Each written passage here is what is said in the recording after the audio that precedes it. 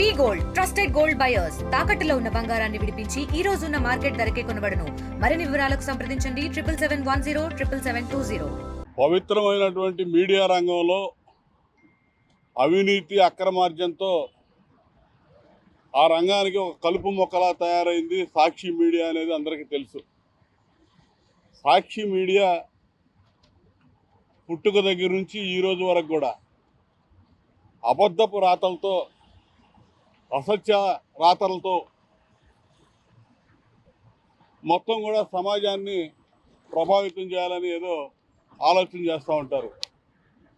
పత్రిక కానీ electronic media కానీ రెండూ అదే పని. మొట్టమొదటి నుంచి కూడా సొంత బాబాయిని అడ్డగోలుగా అడ్డంగా గొడ్డలతో నరికి చంపి గుండెపోటుగా చిత్రీకరించారు ఒకరోజు. అదే పత్రికలో అదే ఛానల్స్లో ఆ వార్తని తిప్పి నారాసుర రక్త చరిత్ర అని చెప్పి చంద్రబాబు నాయుడు గారి మీదకి ఆ అబద్ధపు వార్తని ప్రజల్లో నమ్మించాలని ఏ విధంగా ప్రయత్నం చేశారో ప్రజలందరూ చూశారు. ఈ విధంగా సాక్షి పుట్టుక దగ్గర నుంచి ఇప్పటి వరకు అవే జరుగుతూ ఉన్నాయి. ఈరోజు గత 10 నెలల నుంచి ఈ రాష్ట్రంలో చంద్రబాబు నాయుడు గారి నేతృత్వంలో అధికారంలో ఉన్నటువంటి కూటమి ప్రభుత్వం మీద కూడా ప్రతిరోజు అబద్ధపు రాతలు, అసత్యపు రాతలు, మీడియాలో కథనాలు, ఎలక్ట్రానిక్ మీడియాలో కథనాలతో లేనిపోని వార్తలు సృష్టించి వండి వారుస్తూ ఉన్నారు. ఇవన్నీ కూడా సిగ్గు రావట్లే వీళ్ళకి.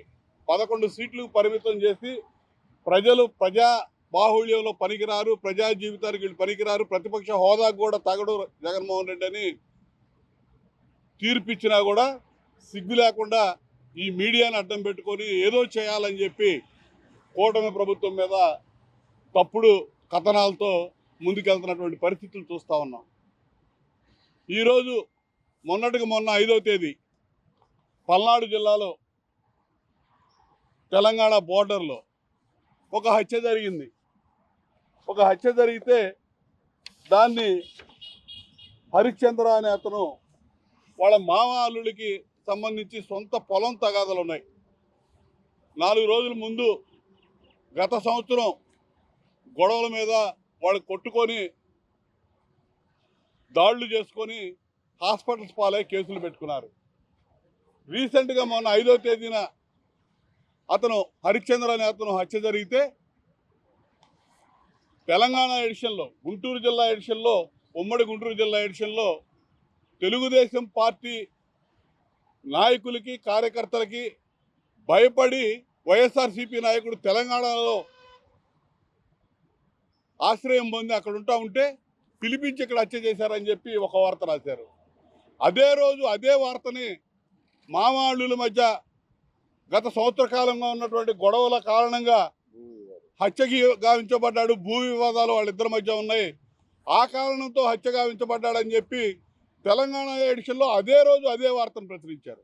అంటే ఒకే వార్తని 2 రాష్ట్రాల్లో 2 విధాలుగా ప్రచురించి ఇక్కడ ప్రజలనేమో ఈ విధంగా రెచ్చగొట్టడానికి, రాజకీయంగా పబ్బం గడుపుకోవడానికి ఆ వార్తను ఉపయోగించుకోవాలని చూశారు. ఇక్కడ రాజకీయ కక్షలు ప్రేరేపించడానికి, గ్రామాల్లో అశాంతి వాతావరణం సృష్టించడానికి, హత్యలు, దొంబీలు, దాడులు జరగడానికి ప్రేరేపించడానికి సంబంధించినటువంటి వార్త ఎక్కడ రాశారు.